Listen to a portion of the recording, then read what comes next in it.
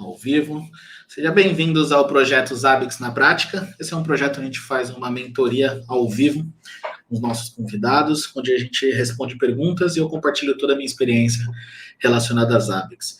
E hoje a gente vai estar aqui para falar com o Salomão. E aí, Salomão, beleza, doutor? Tudo certo, Roberto?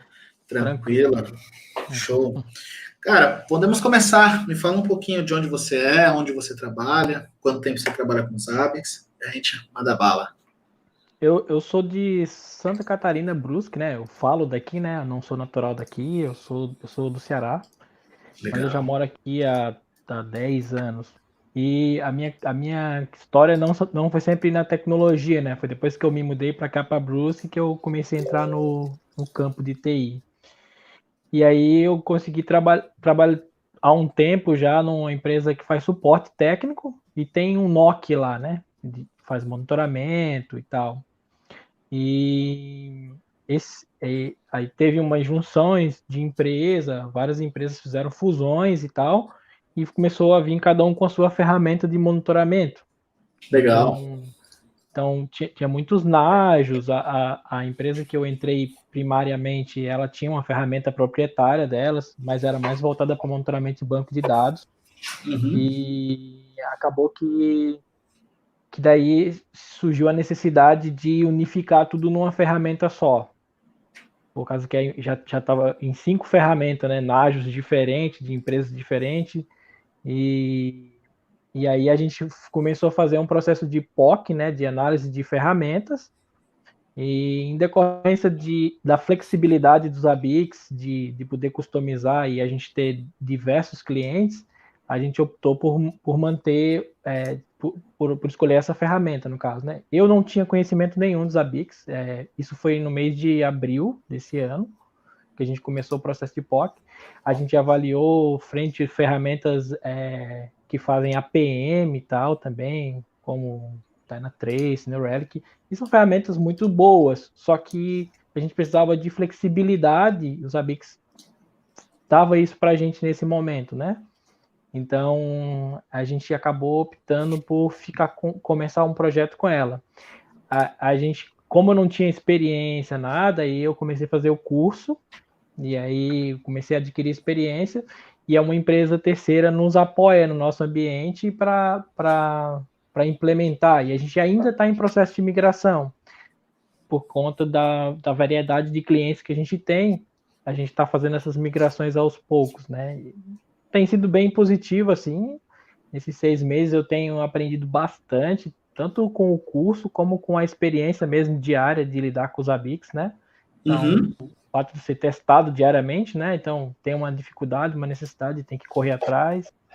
Isso tem me ajudado bastante, assim. Legal, legal. E qual que são as suas maiores dores, qual que é a sua dúvida que você tem hoje em dia com os Zabbix?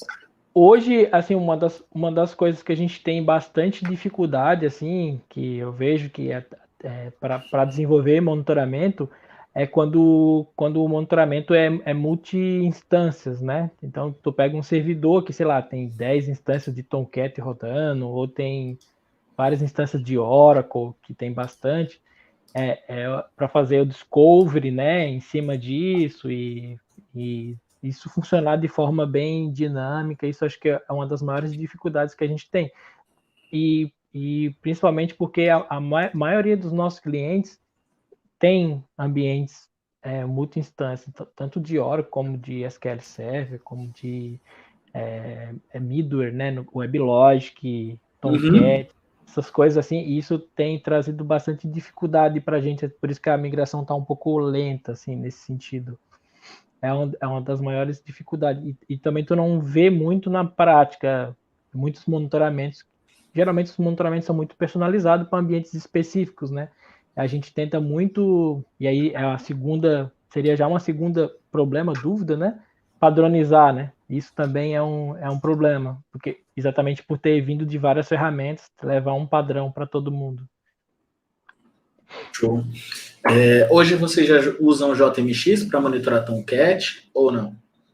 Sim, sim. Inclusive, eu que desenvolvi o monitoramento do Tomcat que a gente está usando atualmente, e eu desenvolvi baseado de umas aulas que eu vi sua.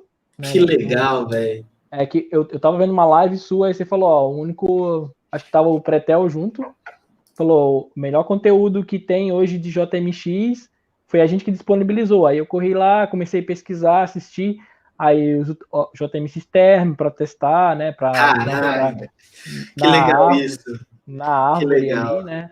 E aí fui, assim, eu não conhecia muito de Tomcat, né? Mas aí só de ter a noção de como navegar, tu vai comparando as informações com a console ali do Tomcat, né? As informações que tu quer pegar. Então isso foi, e eu consegui fazer um script com Python daí também,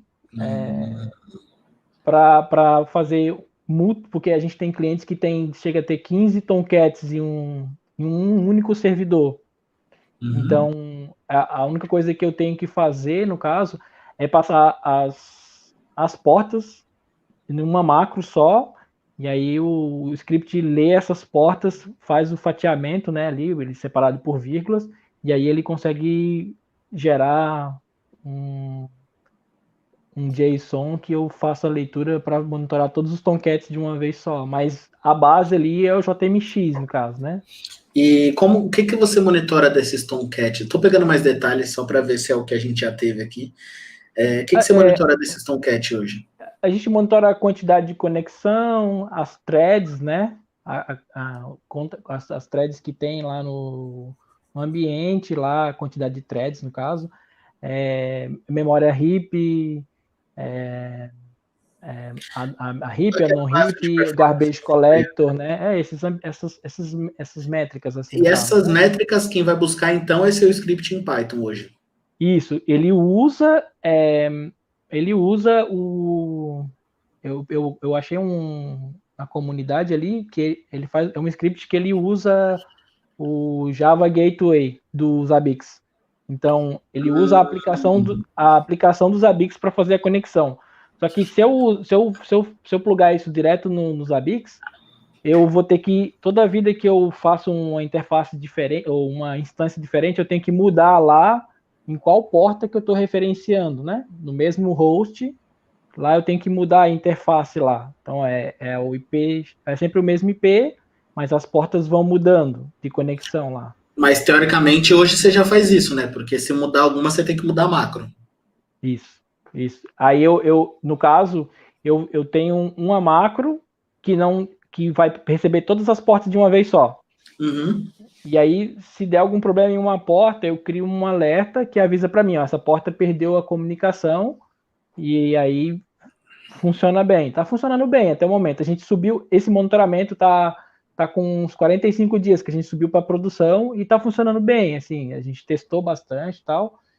E ok, assim, o Python também ajuda bastante, né, estender as funcionalidades dos Zabbix ali, no caso, né? Aí estamos indo bem nessa.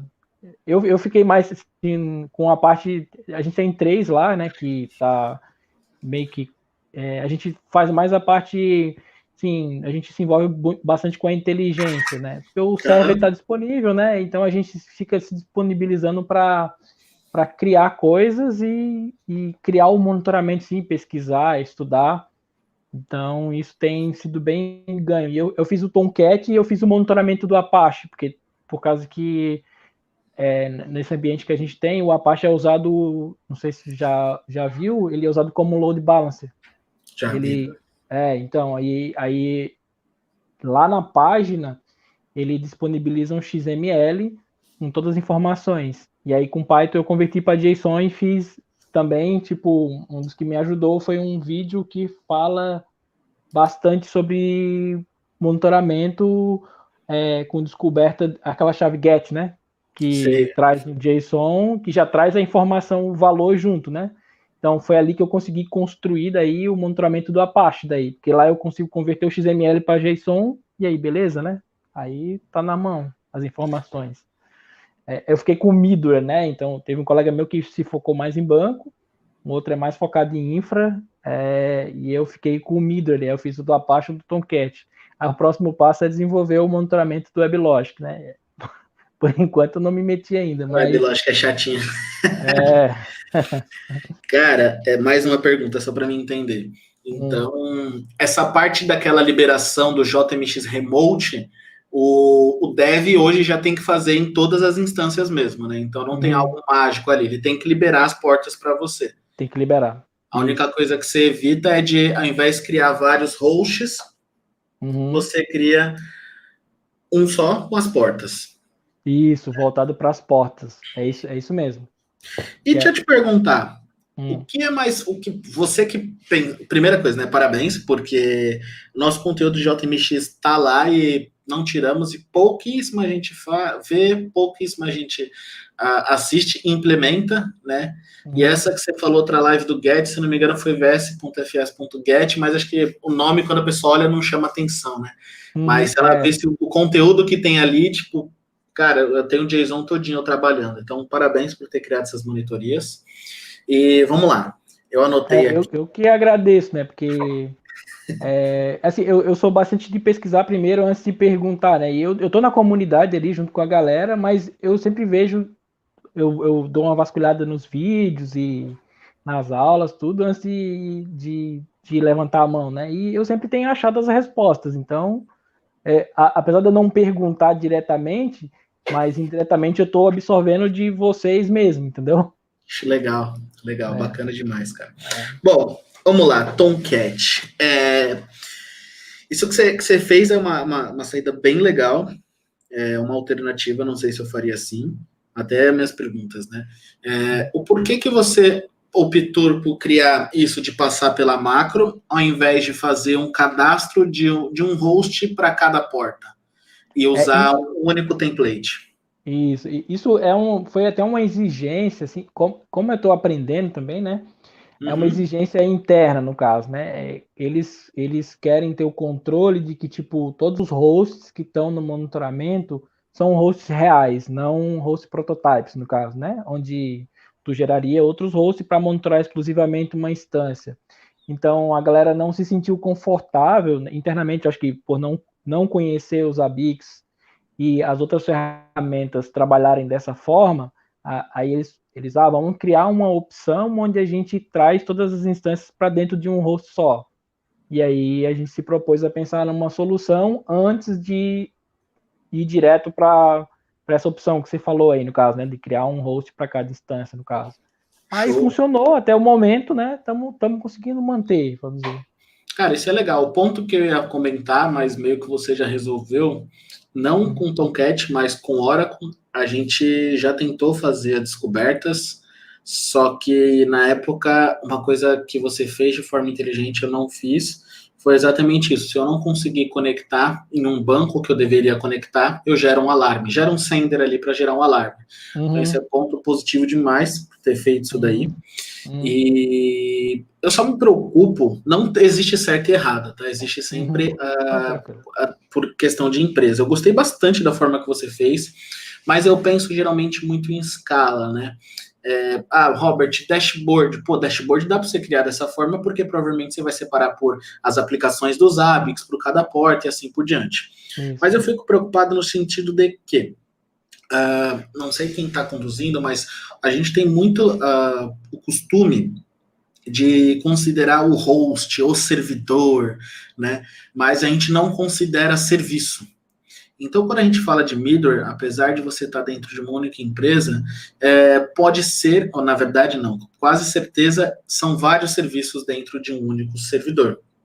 Se você tem um Tomcat com várias instâncias, então provavelmente cada instância é uma aplicação que atende a um tipo de serviço. A pergunta é, no caso, se um dia você precisar fazer uma liberação para um perfil de usuário específico que tenha que ver só 3 a 4 desses serviços, vai complicar um pouco mais. Porque está tudo dentro de um único host. Então, imagina que, eu não sei exatamente como é a estrutura dentro do seu cliente, tá? Mas vamos supor que nós trabalhamos numa empresa, essa empresa oferece sites, e um exemplo. E vamos substituir o Tomcat por o Apache. E cada instância do Apache é um site. Se eu criar tudo em um único host, na hora que eu tiver que tirar relatório, na hora que eu tiver que criar dashboards, na hora que eu tiver que trabalhar com permissionamento, eu não tenho esse controle. Isso é verdade. E não sei se isso já foi levantado aí dentro, é importante vocês darem uma olhada. No nosso caso, é que assim, a gente como uma empresa de suporte NOC, então a gente controla todo o monitoramento, né? Então, tipo, nesse caso específico, inclusive todo esse monitoramento é voltado de uma empresa que se fundiu com a nossa. E eles têm o controle total de tudo, porque eles oferecem um serviço na nuvem. Então, Uhum. esses estão tudo na OCI, né? A Oracle Cloud lá, e eles disponibilizam para o cliente só o acesso para o ambiente, ambiente hospitalar, no caso. E aí a gente controla toda a infraestrutura e aí não precisa de liberar para ninguém, no caso, o monitoramento é tudo com a gente. Então, isso não é um impeditivo Não, nesse não é caso. impeditivo, sim. Nesse caso, não chega a ser. Mas, assim, eu tenho bastante preocupações em relação a isso. Eu sempre estou tentando manter o script e pensar de uma forma diferente, porque pode acontecer, por exemplo, de uma porta tá com problema de timeout, isso comprometer todo o script, né? No caso, o retorno de todo. Exatamente. Isso é uma preocupação que a gente tem. Algumas coisas a gente alterou, a gente meio que delegou, assim, como se fosse um script que passa a função para ele pega algumas informações e ele passa a função para os ABICs fazer algumas conexões para que senão não se perca todo o monitoramento, no caso, né? Então, tipo, Sim. se alguma coisa parar de funcionar, uma parte do monitoramento é mantido porque a conexão não está sendo feita pelo script, mas pelos ABICs, no caso. Então, o monitoramento que é feito externo é todo feito pelos ABICs. O que a gente se reservou mais a pegar, e uma coisa que eu não tinha falado é que a gente monitora os contextos do Tomcat. Uhum. Por isso que daí isso é importante ali para a gente, por causa dessa questão das aplicações. Então, se o contexto está disponível ou não, né? E a quantidade de conexões que tem nele, no caso, né? Então, é tudo Uhum. monitorado com base nos contextos. Então, isso a gente criou bastante forma de filtrar, onde eu não preciso me conectar em tudo, nem passar por todos os itens, no caso. A gente usa as macros ali, a gente tem um colega meu que ele já trabalha com Nagios há muito tempo, e ele é bem, assim, detalhista. Então, tudo ele quer saber se dá para filtrar, se é dinâmico. Então, tem macro para tudo, no caso, né? Que é onde a Uhum. gente filtra serviços, filtra os contextos, a gente filtra itens que a gente quer monitorar ou não, para poder secar ao máximo a conexão ali para evitar problema, no caso. Que isso é um problema que eu me preocupo, no caso, né? Sim, e cara, e sua preocupação ela tem muito sentido, é legal esses bate-papos, né? Pandemia a gente não consegue mais sentar e tomar cerveja com as pessoas, ou quem não toma até mais conversar sobre isso, porque são cenários diferentes. Sim. E, cara, isso é legal, sabe por quê? Tem dois problemas que eu vejo, não para você é ótimo, porque você está ganhando muita experiência em criar coisas novas, Sim. você está ganhando experiência em pensar em coisas realmente fora da caixa, que geralmente você não estaria pensando, mas talvez seria interessante se preocupar. Imagina que hoje é o seguinte: esse script roda em quantos lugares? Ele roda hoje em aproximadamente 60 clientes. Só que, Cada só em que um proxy ou nas máquinas? é isso que eu te falei. Todo esses 60 clientes eles estão na cloud e só tem um proxy. A gente usa só um proxy para eles todos, porque cada cliente só tem por volta de 2 a 3 hosts, no caso, né? Show, olha, isso aí já ajuda, porque é exatamente isso que eu É. ia perguntar, né? Até para quem está nos ouvindo ou quem vai assistir depois, quando a gente trata muito script, a gente tem que ter uma preocupação de que como que eu vou garantir que todo mundo vai estar atualizado? Como que eu vou garantir que eu tenho uma única versão do serviço rodando? E aí entra um ponto pior, que é o caso do seguinte: se você precisar fazer uma alteração simples, você precisa mexer no script. Uhum. Isso Isso é chato.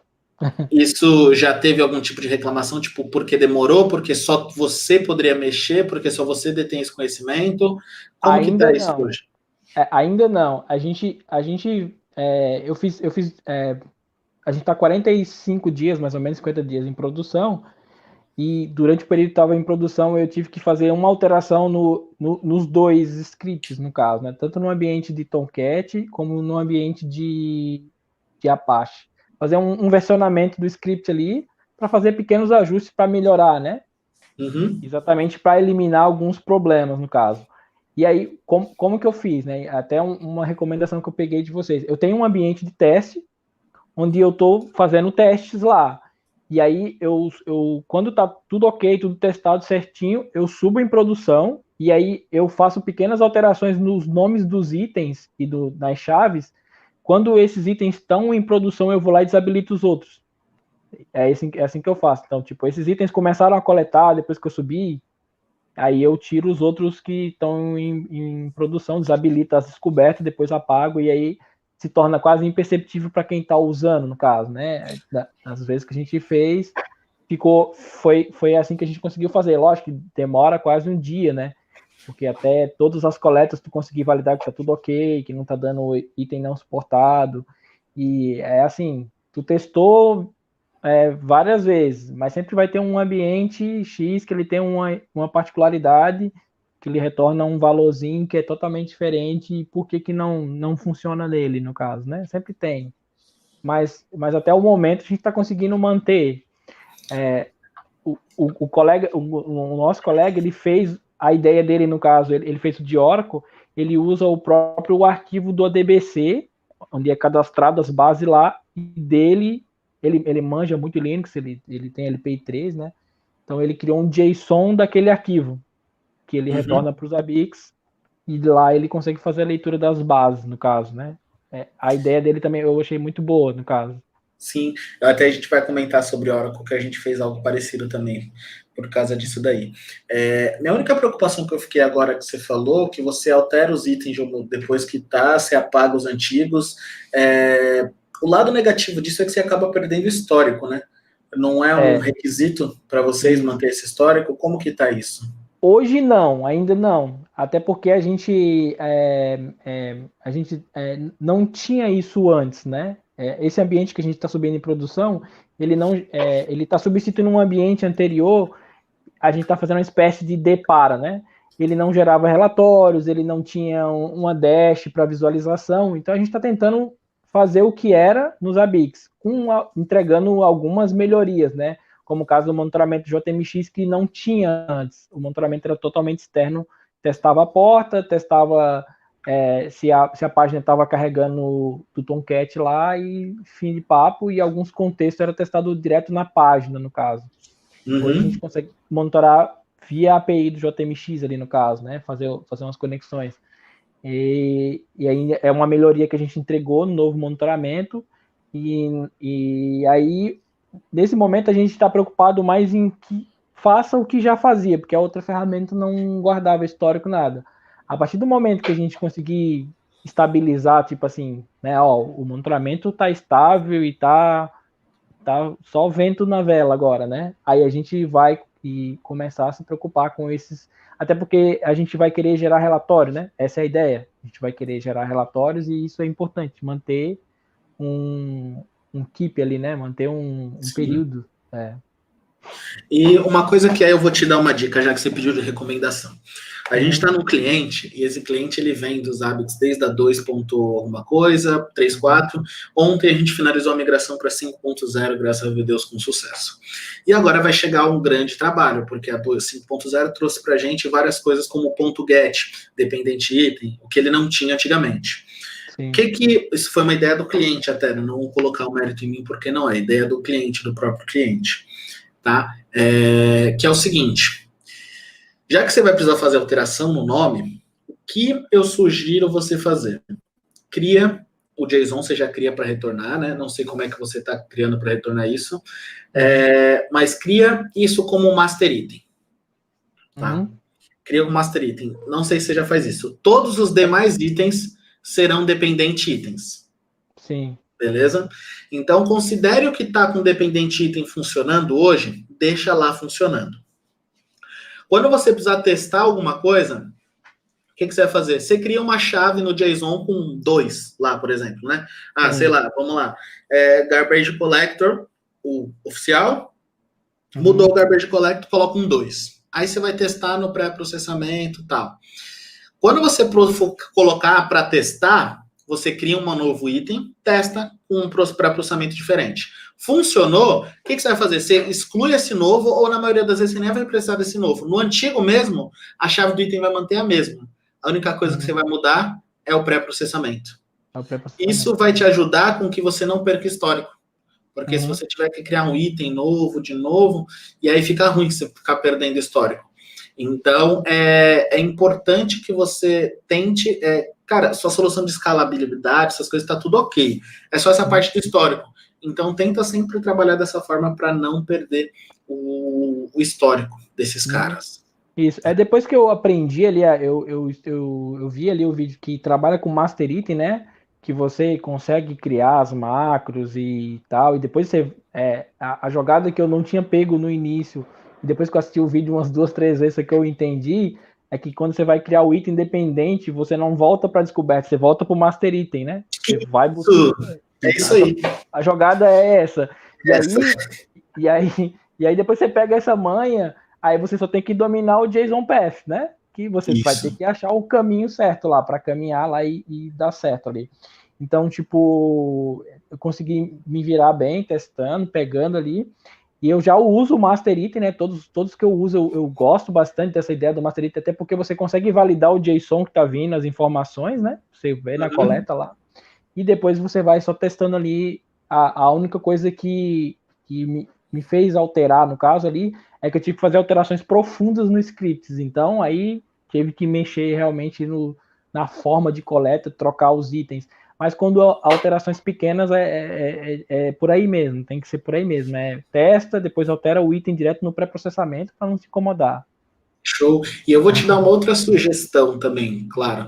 Como você já conhece de Python, você já ouviu falar do Flask? Flask, não, eu também tô começando a galgar os caminhos no Python aos pouquinhos, né? Então, dá uma olhadinha no Flask, porque ele é um... Vou ver se eu gravo vídeo depois para o canal lá. Mas ele é um micro framework onde você consegue criar uma API em 5 minutos. Juro para você, em 5 minutos você cria uma API. Por que eu estou falando da API? Eu tive um cenário uma vez que eu precisava monitorar 300 bancos de dados. E por uma peculiaridade daquele cenário, o ADBC não ia rolar. Alguma limitação do ADBC. Ao invés de eu distribuir 300 scripts ou deixar um proxy carregado executando aquele script, tendo timeout e tudo mais, o que eu fiz? Eu criei uma API, dockerizei ela, e o meu Zabbix ele chama via HTTP Agent. Aí, bem então, melhor. dessa forma, o que você quer fazer? Você tem sei lá, criou a API. Aí você tem o endpoint 1, endpoint de produção. Vai testar alguma coisa? Sobe um novo endpoint, cria lá no Zabbix toda a estrutura de teste, testou, beleza. Depois você só altera de novo o pré-processamento. Então, você consegue versionar ali as coisas na própria API, sem a necessidade de ficar alterando os Zabbix. E o forma de script, nada, porque sempre vai ser para os Zabbix HTTP Agent, dependente item, HTTP Agent, dependente item. Aí na API isso vai te ajudar bastante. Isso, eu não conhecia, porque como eu tô recém ainda, né, não conhecia o Flask, mas desde o início, quando o pessoal queria fazer ali o monitoramento de Oracle, a minha ideia era se eu criasse algum item, uma espécie de webhook, né, se conecta lá e traz todas as informações e depois manda uma API, né, que manda para os Zabbix em formato de JSON, aí tá tudo certo, entendeu? Isso. Tá tudo certo. E o legal, que olha só, aí você vai exigir um pouco mais de Python também. Você falou que tem medo de alguma porta da timeout, outra, tudo mais. Você pode tentar tratar isso em paralelo, usando um Celery, alguma coisa de gestão de eventos ali, e os itens do HTTP, ele aceita um Trapper. Então, se você ativar o Trapper, você pode chamar uma requisição, ela vai processar internamente, depois o seu script vai mandar um sender para os Zabbix naquela requisição. Bem melhor, bem melhor. E aí isso você não vai ficar limitado ao timeout do HTTP e assim por diante. Sim. Né? Isso é bacana. Isso aí.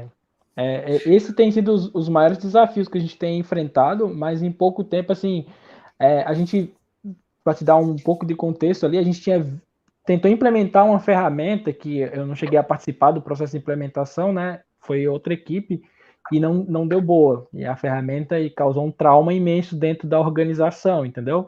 Então, eu até assisti várias lives que fala de projeto, né, de Zabbix ali de implementação, e tipo assim, quando a coisa não funciona bem, e a tendência é culpar a ferramenta primeiro, né? Primeira coisa que a galera, a culpa é da ferramenta que não funciona bem.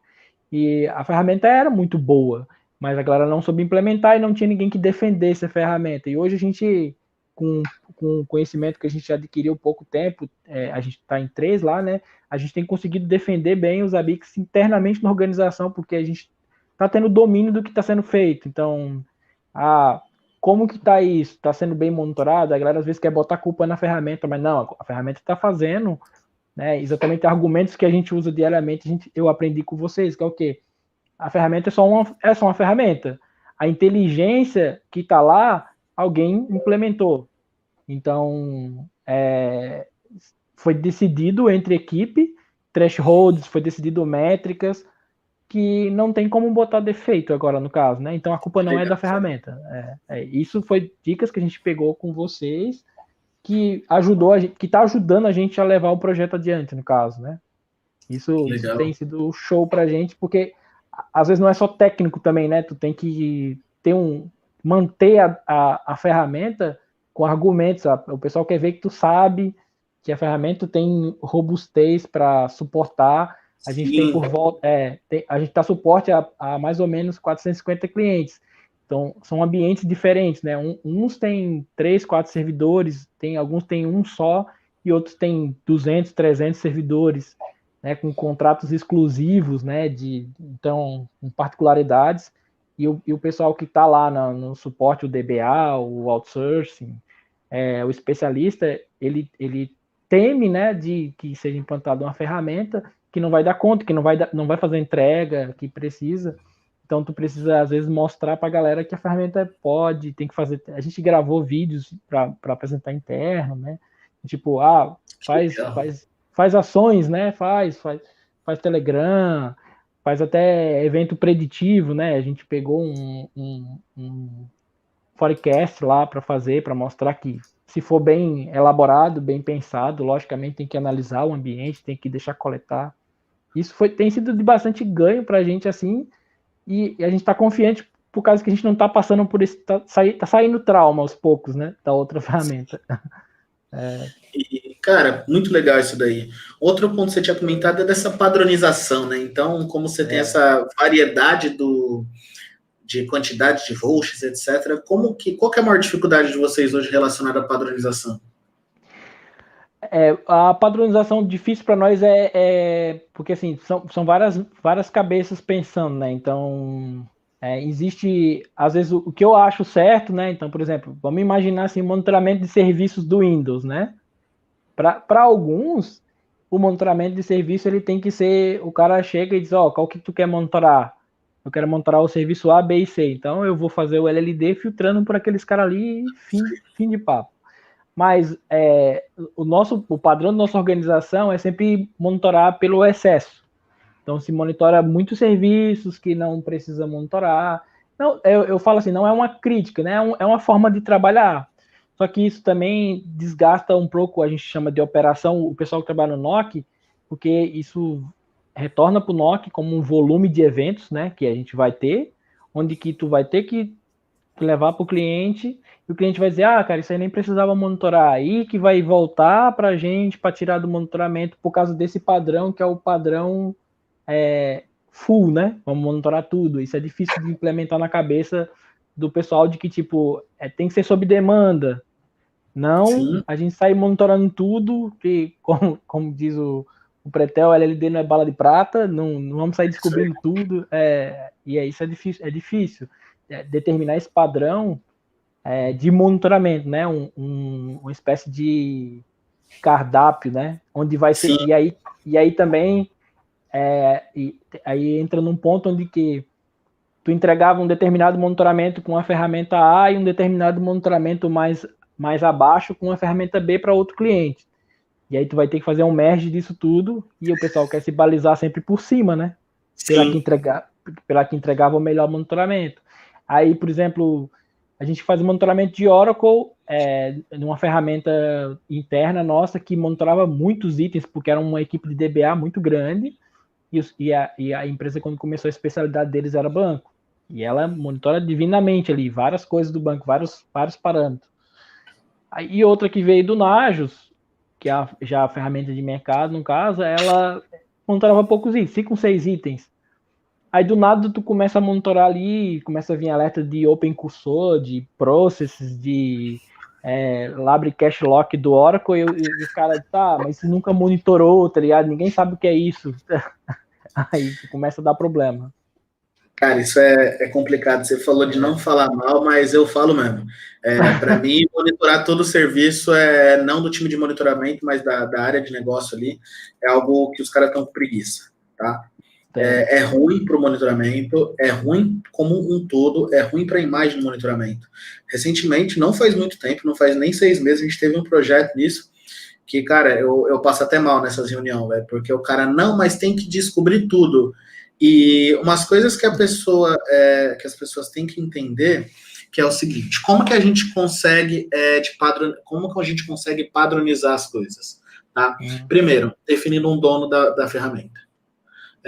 Provavelmente vocês estão com um time de monitoramento que está crescendo, mas não sei se tem um responsável, alguém que bata no peito e fala, não, monitoramento eu sou responsável. Se cair vai ser eu, se não alarmar algo também vai ser eu. Mas vocês vão ter que seguir o que eu estou falando. Né? E apesar de ser algo muito grande, pode demorar, cara, mas é um trabalho de formiguinha que tem que ser feito. Tem que existir mapeamento. Não adianta. Não mapeia as portas para monitorar o Tomcat, não mapeia as bases para monitorar o Oracle, por que não vai mapear os serviços do Windows? E isso vocês só vão conseguir quando vocês começarem a adquirir mais experiência, e se não tiver tanta experiência ou tanto tempo para isso, com números. Por exemplo, chega no cara do NOC, no time responsável pelo NOC, quantos alarmes vocês tiveram de eventos que não era para estar alarmado? Nos últimos 3 meses a gente teve 400. Chega pro supervisor e fala, olha, mano, 400 alarmes, porque os caras não querem fazer o trabalho deles, fica difícil. E aí, não vai falar dessa forma, né? Vamos lá. 400 alarmes... A gente já tá quase assim, já. Quando tá no papo de TI, então pode falar, mas com o cliente eu não falo assim também, não. Mas mais ou menos se a gente está com 400 alarmes, isso vai acabar denegrindo a imagem da ferramenta. A gente está trabalhando duro para ajudar a empresa, para levantar a imagem da ferramenta, para não ter o mesmo trauma que teve nas outras implementações, e a gente quer que a coisa ande. Então, eu estou te colocando todos os riscos aqui. Caso vocês deixem seguir, aí manda um e-mail falando, olha, se der merda mais para frente, eu avisei, poderia estar isso, agora a gente vai resolver, mas era para ter sido feito lá atrás, né? E, cara, mapeamento do Windows tem que ser. Eu vou dar um exemplo clássico. Teve um cliente, não, pode colocar tudo. Muito contra a vontade, mas muito contra a vontade mesmo, eu coloquei tudo. Descobre. E o Windows Update? Quem não sabe, o Windows Update ele não fica sempre running. Ele fica running quando ele está buscando as atualizações, quando ele está fazendo alguma coisa. Quando ele não está, ele fica como stopped. Aí fica alarmando. Spooler. Também, né? Update. Update. Se você não tem uma coisa que, para ficar claro, até para ser o lema dessa live, né? Se você não tem ação, monitoramento não deve existir. Simples. Não adianta você querer ter muito item se você não vai ter ação. Não adianta você querer ter muita trigger se você não vai ter ação. Isso, eu não era tão assim. Eu aprendi um projeto num cliente que era muito difícil, cara, mas muito difícil, porque se você fosse com a proatividade para colocar todos os itens e alarmasse algo a mais, o pessoal ia falar, eu não pedi, por que tá alarmando? Então é sempre, a área de monitoração, ela vai colocar o que vocês pedirem. Se vocês não sabem, a gente vai te auxiliar a identificar o que precisa monitorar. Mas sempre vai ser o que vocês pedirem.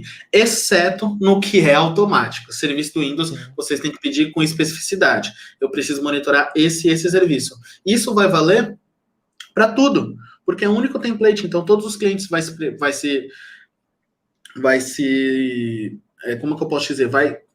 Como que eu fugiu a palavra? Vai se beneficiar com isso. Né? Todos os clientes.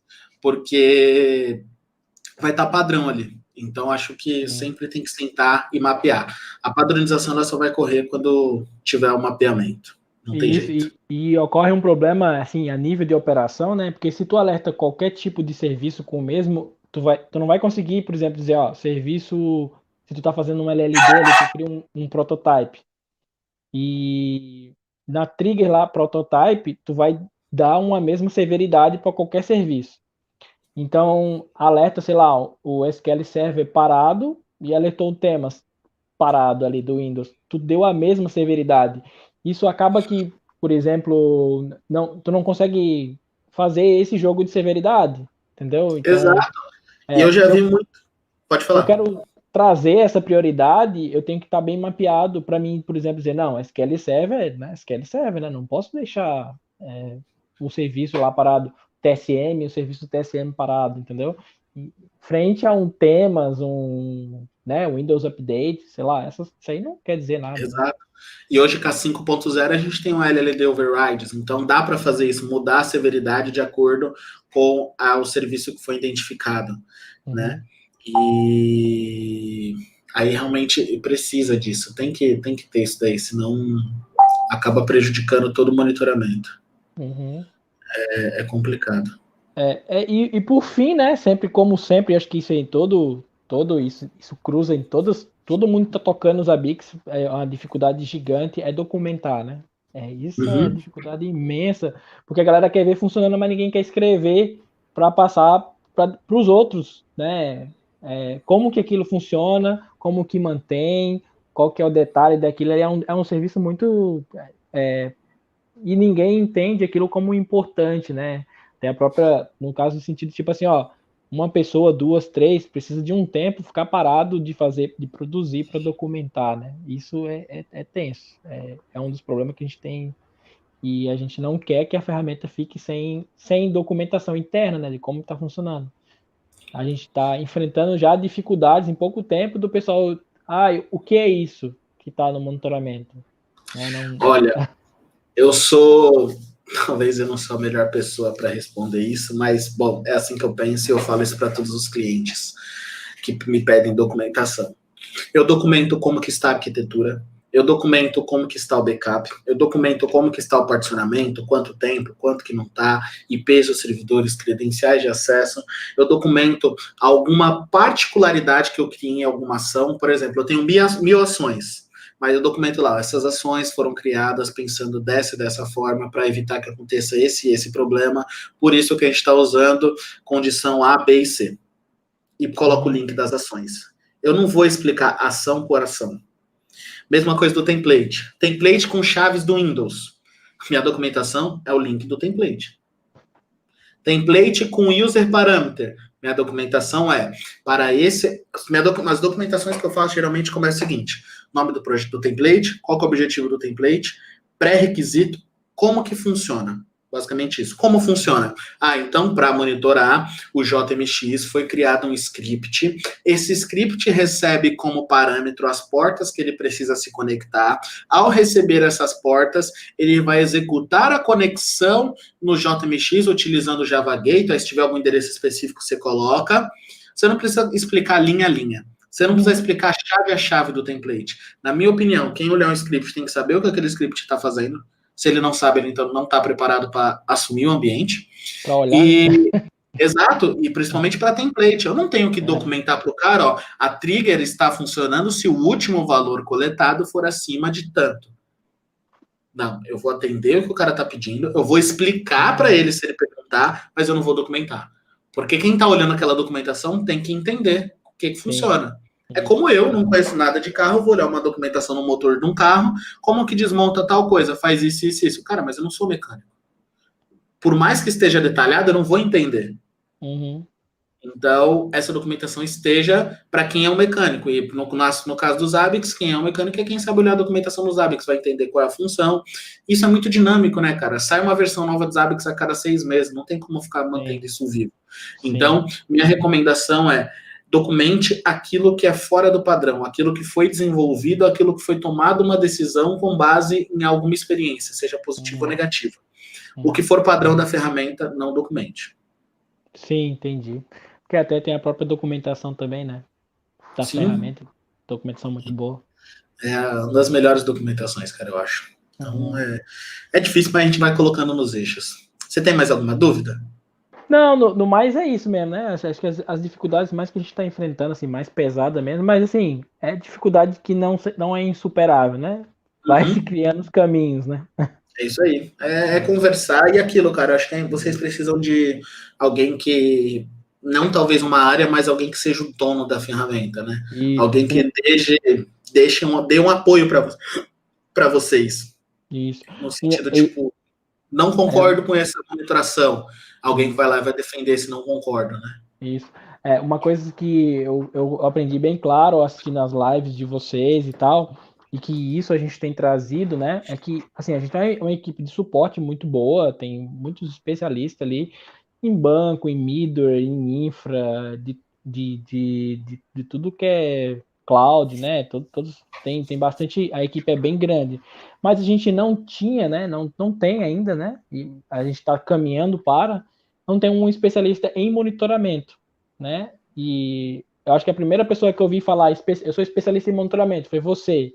Tipo, nas lives, eu sou especialista em monitoramento. E aí me caiu essa ficha, né? Tipo, pô, a gente precisa de um especialista em monitoramento.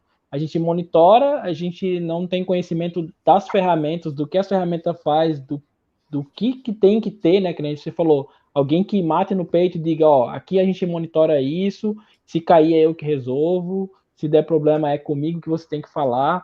Então, tipo, esse foi um dos insights que me levou até, tipo assim, beleza, é uma coisa que eu gosto, e eu quero ser isso, entendeu? Eu quero ser um especialista em monitoramento. Então, eu vou estudar Zabbix, vou estudar Grafana, vou estudar outras plataformas de monitoramento, e aí você começa a entender que, às vezes, o problema não é a ferramenta, mas a forma que a ferramenta é encarada, né? Exatamente. Até uma luz, né? Acho que numa live, até uma luz de acender e apagar é monitoramento. Desde que esteja mapeado e que alguém está olhando para aquela lâmpada e quando a lâmpada apagar, alguém vai fazer alguma coisa. Então, tipo, isso é um insight que eu levei assim para mim na vida profissional e que é o que falta para a gente, né? Que a gente falou aí agora, de acordo com os meus relatos, que é um especialista em monitoramento, né? A gente tem muito especialista, mas não tem um especialista em monitoramento. É isso aí. E você está no caminho certo, vocês estão no caminho certo, principalmente você que já vem estudando, cara. Então continua e sempre tenta pensar de uma forma diferente da forma que você está pensando. E nunca vai estar 100% bom, nunca vai estar Sim, 100% perfeito. isso é real. Mas também não espere o perfeccionismo para fazer algo, né? Então, cara, fez, está funcionando, bora pro próximo. E uma coisa que as pessoas têm que ter em mente também é o monitoramento ele é contínuo. Você colocou de uma forma hoje, amanhã você pode adicionar uma forma diferente. Ele só não é contínuo quando você coloca de uma forma e você tem que remover porque acabou estragando. Então é melhor menos e aumentando. E aí você vai chegar num nível de monitoramento bem legal. É isso aí. Cara, obrigado pela participação, foi bacana demais o bate-papo. Obrigado pelo convite. Imagina, cara, a gente vai estar É sempre isso à aí. disposição aí. Isso aí. E sempre que tiver mais dúvida, tá convidado a voltar aqui para a gente falar mais. E sempre que quiser também, só chamar, a gente está à disposição aí. É sempre aprendizado, né? Trocar ideia. Eu sempre que dá, eu assisto as lives aí, com o pessoal interage no chat ali e tal. Assim, eu tô 6 meses, eu considero assim que eu aprendi bastante mesmo, assim, uma carga gigantesca de, de aprendizado e eu posso dizer que a minha fonte direta que eu tenho aproveitado é vocês mesmos, né? Então, tipo, tanto em lives no YouTube como no Telegram, como nas aulas mesmo, é sempre ali que eu estou buscando ali. E tem sido de bastante ganho para mim. Show, muito bom. Obrigado demais, cara. Valeu. Valeu e até a próxima. Valeu, tchau, tchau. Tchau, tchau.